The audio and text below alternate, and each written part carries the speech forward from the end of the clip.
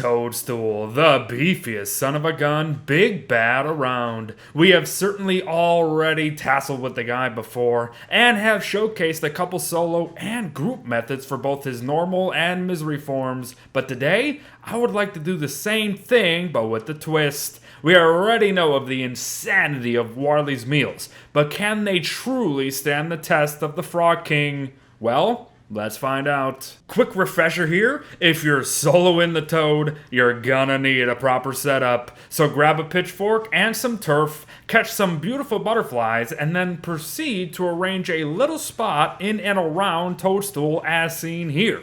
It will make sense real soon, I promise. The two key components of this method are the Starcaller staff from the ancient pseudo-Stein station within the ruins, and Ice Flingomatics, the very same you'll use to combat wildfires in summer and such. Honestly, 5 is likely enough to help in the long run, but the more the merrier and the easier. But you might be thinking, the heck beard, you expect us to get all those up and running? And then I say to you, if you are one to consider soloing Toadstool, you either have zero clue as to what's going on, or you 100% know how to play the game. There is no in between. So yes, I do expect you to do this if that's your plan. But speaking of, our plan is actually not finished yet. Place 3 to 4 dwarf stars from the staff around this cap and watch the snowballs fly. And I think you may now see where this is going, I bet. But it's time to solo the Toad. To start, we have our normal character baseline played by Warley and are comparing the damage output with but a normal goat jelly and a spiced up one, of course. In the bottom left, you'll see what to expect out of these conditions with most characters and a single jelly with 102 damage per hit, equating to already 204 DPS.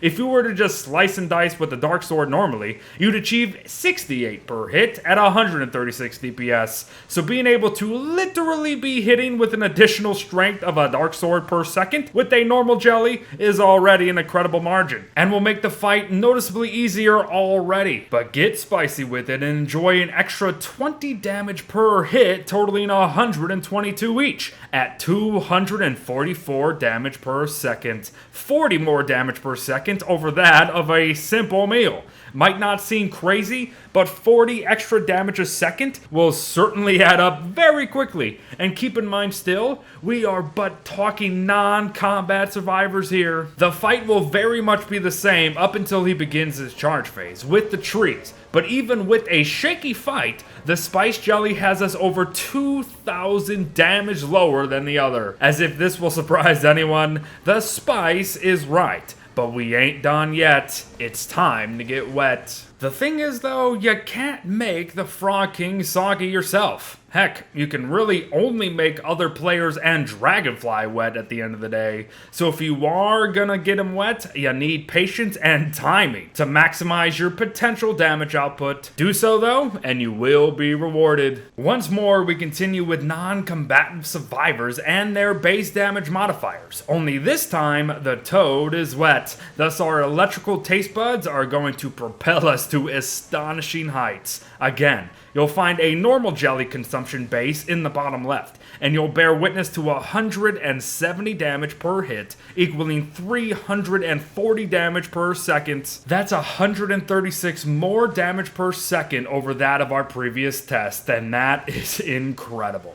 And just a heads up before we touch on the insanity happening in the other clip, I am not here to say that these tweaks will automatically make things easier or faster for you. You still need to bloody perform well to truly make use of these modifications. But that being said, munching on some hot jelly will be the closest thing a normal character can come to feeling like a god. At 204 damage a swing, 34 more damage over the previous, you'll be dishing out an absolute world of pain to pretty much everything within the constant. In my test with it, I got Toad to the low 33,000 health before he even began his first charge phase. That's over 20,000 damage, everyone. More than enough to slaughter the Bee Queen in its entirety, and even bring the Dragonfly to the low thousands during her fight.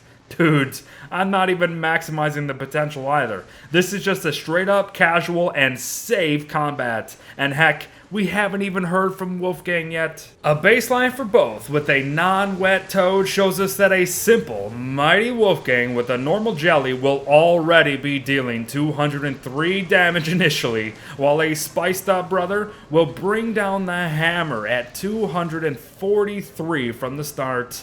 Obviously, great. And obviously better than what normal characters can do. Or is it? Here's the thing about this combination, and longer fights. As Wolf's hunger drops rapidly, so does his potential DPS. So much so, that in the clip below, he is already doing less damage than a normal character did in the previous trial. Have no doubt. High 180s and 190 damage is still bloody fantastic, and of course the spicy variant is unmatched still at high 230s and 40s. But you gotta ask if it's worth noting the consistency of normal characters' DPS before considering trying to maintain 300 hunger, or at least as close to, throughout the fight as Wolfgang. But whatever the case, this isn't even our final form yet. No, your eyes do not deceive you. Even a normal jelly wet run sees 338 per smack, totaling 676 damage per second. In context, it will take only 8 hits to kill Moose Goose at that level. But emphasis on that level, however. Again, the rapid decrease in damage means lower DPS too, obviously. But turn your attention to the world of Spice and note that damage begins at over 400 per hit, totaling 814 DPS for like a literal second at the start. Even with that in mind, however, you'll come to see that by the time Toad even begins his first charge phase, he is already down 18,835 health. You dealt the insane 33,665 damage to him before his second action in the entire fight even began. And let's not discredit the normal jelly test either. Knocking him down to half health before this phase began is still crazy. Remember folks, this is still bloody solo play. Toadstool with this method is easily manageable already, but with Warley's new dishes, I almost feel bad about doing it this way, because it feels like I'm literally hacking my way to victory. So, I said, why not turn it up a notch? Misery Toadstool returns, and believe it or not, the very same method that we just shown throughout all this still works wonders if you choose to do it. It's just gonna take you a lot longer than normal, but have fun with it if you wish. But me? I prefer to go big or go home. 6 Wolfgangs, 6 spicy jellies, and 1 wet misery. Let us all bear witness to this majestic fight, and thanks to all those who helped me complete it. It goes about as well as you'd imagine. I pop his cap, he roars out, we all munch on hot jelly, and we do our best to all go to town. Keep in mind that again, we aren't even doing our damnedest to maximize damage outputs here, but even still, you're going to see damage markers tallying to 1,083, 1,489, and even 1,648 damage total. Those 3 numbers alone are enough to outright kill Clops if we had managed to hit them all at once, back to back, like we did here. So you can just imagine the DPS that is truly happening here, in just pure numbers alone. The potential damage per second is 4,884 at the start of the fight, and I don't think I need to explain how amazing that one is. 4,884. Jesus. If we didn't have to run and avoid boom shrooms or run with the spores on our head, we easily would have killed him in mere seconds. But even still, in 20 seconds, he's already halfway dead. So yeah, don't starve together just got light years easier if the beefiest boss in the game can die in less than 30 seconds. I believe it's apparent to many now that this recipe is broken. It is completely and utterly broken. It is very fun, mind you, and incredible to bear witness to, but I wouldn't get too attached, everyone. That being said, anticipate another video soon that somehow, some way, still manages to showcase even more damage output than what you've seen here today. But thanks for watching, everyone. Thanks again to those who helped make this video possible. Well wishes to all, and I'll see you in the next one. Bye-bye.